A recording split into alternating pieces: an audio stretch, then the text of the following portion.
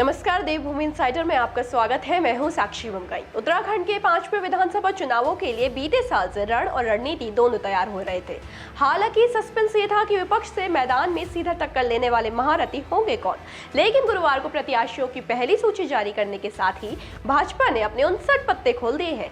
Party अब भी 11 नामों को लेकर मंथन कर रही है। पहले जानते हैं कि कौन सी है ये 11 सीटें और फिर एक एक करके समझते हैं इन सीटों की राजनीतिक परिस्थिति। 59 सीटों पर उम्मीदवारों के नाम फाइनल करने के साथ ही भाजपा ने 21 नए चेहरों पर दांव खेला तो 10 पुराने चेहरों को रेस से बाहर भी कर दिया। हालांकि वो सीटें जिन पर नामों का ऐलान हो चुका है से कहीं ज्यादा वो 11 सीटें रोमांच बढ़ा रही हैं जिनमें अभी ऐलान होना बाकी है। कौन सी है वो 11 सीटें? डोईवाला, कोटद्वार, पिरान कलियर, झबरेड़ा, केदारनाथ, हल्द्वानी, रानीखेत, रुद्रपुर, लालकुआं, जागेश्वर और टिहरी। इन सीटों की राजनीतिक स्थिति को समझने के लिए पहले आपके लिए ये जानना जरूरी है कि जिन 11 सीटों पर भाजपा ने अब तक प्रत्याशियों के नाम पर मोहर नहीं लगाई, उनमें 6 सीटों पर भाजपा के सिटिंग विधायक हैं। इनमें टिहरी, डोईवाला, कोटद्वार, झबरेड़ा, लालकुआं और रुद्रपुर शामिल है। वहीं बाकी की 5 सीटों पर कांग्रेस के विधायक जीत कर आए थे, यानी 6 सीटों को बचाना है और 5 को अपने हक में लाना है। लेकिन सवाल है कि क्यों भाजपा इन सीटों पर अब तक चेहरों का चयन नहीं कर पाई। पहले बात करेंगे उन 6 सीटों की जिनमें पार्टी के सिटिंग विधायक रहे हैं। डोईवाला विधानसभा सीट, ये सीट राज्य बनने के बाद से ही भाजपा का गढ़ रही है। इस सीट पर पहले पूर्व मुख्यमंत्री त्रिवेंद्र सिंह रावत भाजपा के उम्मीदवार थे, लेकिन उनके चुनाव न लड़ने के फैसले ने पार्टी को फिर से मजबूत दावेदार तलाशने पर मजबूर कर दिया।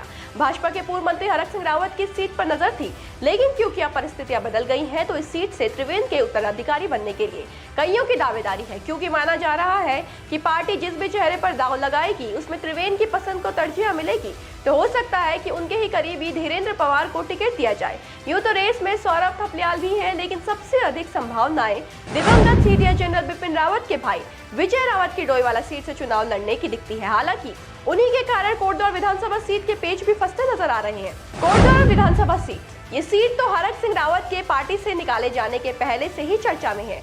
जिस दौरान उन्होंने इस चुनाव में अपनी इस सीट से चुनाव न लड़ने की ख्वाहिश जाहिर की थी, कई नामों को बस तभी से सीट से जोड़ा जा रहा था। पहले कहा जा रहा था कि भाजपा यहां ट्रम्प कार्ड के रूप में सैन्य पृष्ठभूमि से जुड़े पूर्व जिलाध्यक्ष धीरेन्द्र चौहान पर दांव खेल सकती है। हालांकि अब विजय रावत का नाम भी कोटद्वार सीट पर लिया जा रहा है। भाजपा के लिए चुनाव इस सीट पर इसलिए भी मुश्किल है क्योंकि कांग्रेस की ओर से सुरेंद्र सिंह नेगी मजबूत प्रत्याशी है। टिहरी विधानसभा सीट, जनपद टिहरी गढ़वाल की 6 में से 5 विधानसभा सीटों पर भाजपा हाईकमान ने उम्मीदवार मैदान में उतार दिए हैं। टिहरी सीट को छोड़ अन्य सभी 5 सीटों पर सिटिंग विधायकों को ही भाजपा हाईकमान ने तवज्जो दी है। टिहरी सीट पर अभी प्रत्याशी घोषित न किए जाने से असमंजस की स्थिति बनी हुई है। टिहरी सीट पर सिटिंग विधायक धन सिंह नेगी की भी सर्वे रिपोर्ट में टिकट कटने को लेकर कयासबाजी लगाई जा रही थी। अब माना जा रहा है कि कांग्रेस के पूर्व प्रदेश अध्यक्ष किशोर उपाध्याय के बीजेपी के संपर्क में होने के चलते इस सीट पर किसी को नहीं उतारा गया। इस हिसाब से कांग्रेस के किशोर को टिकट देने या न देने के फैसले से भाजपा का सीट को लेकर फैसला प्रभावित है। उधर भाजपा के पुराने नेता लाखीराम जोशी को लेकर भी टिहरी सीट पर मंथन होने की खबरें हैं, जिस वजह से टिहरी सीट पर भाजपा किसी नाम पर मोहर नहीं लगा पाई है। रुद्रपुर, झबरेड़ा और लालकुआं विधानसभा सीट, भाजपा की 59 प्रत्याशियों में रुद्रपुर विधायक राजकुमार ठुकराल का नाम ना होना चौंकाने वाला जरूर है। लेकिन हाल ही में ठुकराल के नाम पर जो कई विवाद खड़े हुए हैं, उसके बाद पार्टी के लिए उनका या उनके स्थान पर किसी का चुनाव मुश्किल है। वजह है ठुकराल का विवादित होने के बाद भी जीत का इतिहास। राजकुमार ठुकराल 2012 और 2017 दोनों चुनावों में विधायक निर्वाचित हुए हैं। साल 2017 के चुनाव में राजकुमार ठुकराल को 68,754, जबकि कांग्रेस के तिलक राज बहेड़ को महज 43,983 वोट मिले थे। इसके अंदाजा लगाया जा सकता है कि क्यों उनके नाम पर अभी असमंजस है। वहीं झबरेड़ा से विधायक देशराज कड़वाल के टिकट कटने की चर्चा कई दिनों से सोशल मीडिया में चल रही है। हालांकि उनकी जगह उनकी पत्नी को चुनाव लड़ाने की चर्चा है, जो कि भाजपा की दूसरी लिस्ट में सामने आ सकता है। लालकुआं विधानसभा सीट की बात करें तो इस पर अभी तक कुछ नहीं कहा जा सकता। लालकुआं सीट से विधायक नवीन दुमका को फिर टिकट मिलने की अफवाह हो रही थी, लेकिन एंड टाइम में लालकुआं सीट से प्रत्याशी का नाम नहीं लिया। एक रिपोर्ट के मुताबिक अंतिम समय में लालकुआं विधानसभा क्षेत्र में भाजपा के एक पूर्व मुख्यमंत्री के दखल के कारण टिकट की घोषणा नहीं हो सकी। हालांकि इसमें कितनी सच्चाई है, इसकी पुष्टि नहीं हो पाई। कांग्रेस काबिज सीटें, इन 6 सीटों के अलावा अगर कांग्रेस की कब्जे वाली 5 सीटों की बात करें तो पिरान कलियर विधानसभा सीट पर लगातार 2 चुनावों में कांग्रेस काबिज रही है। 2017 के विधानसभा चुनाव में इस सीट से कांग्रेस पार्टी के उम्मीदवार फुरकान अहमद लगातार दूसरी बार विधायक चुने गए थे। भाजपा के लिए कांग्रेस की हैट्रिक लगने से रोकना वाकई जरूरी है, इसलिए हो सकता है कि सोच विचार लंबा चले। उधर केदारनाथ सीट पर डॉक्टर हरक सिंह रावत के मूवमेंट से भाजपा कांग्रेस दोनों जगह खलबली मची रही। केदारनाथ सीट पर हरक सिंह रावत को लड़ाने की योजना बताई जा रही थी, लेकिन अब क्योंकि परिस्थितियां बदलने से भाजपा नए सिरे से मंथन कर रही है।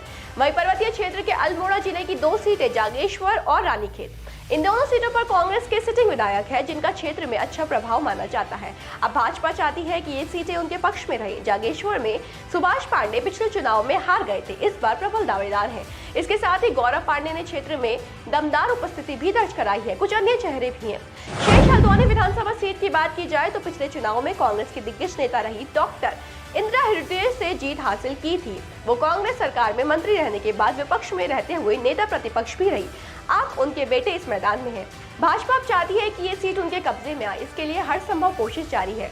वैसे तो इस सीट पर 2 बार के महापौर डॉक्टर जोगेंद्र रौतेला के अलावा कई अन्य चेहरे भी हैं, जिनको प्रबल दावेदार माना जा रहा है। हो सकता है कि पार्टी किसी अन्य को इस सीट से टिकट देना चाहती है। ऐसा तमाम कारण है जिसकी वजह से इस सीट पर लंबे मंथन के बाद भी निर्णय नहीं हो सका है। कुल मिलाकर यही गणित लगती है कि क्योंकि भाजपा के पास दावेदार बहुत है, इस कारण 11 सीटों पर चुनाव करने में समय लग रहा है। इसके अलावा 60 पार का लक्ष्य प्राप्त करने के लिए भी भाजपा किसी तरह की चूक नहीं चाहती। अब देखते हैं कि अगली सूची में ये पूरा आंकलन किस हद तक सही और कितना चौंकाने वाले निकलेगा। ब्यूरो रिपोर्ट, देवभूमि इनसाइडर। आज ही डाउनलोड करें देवभूमि इनसाइडर ऐप।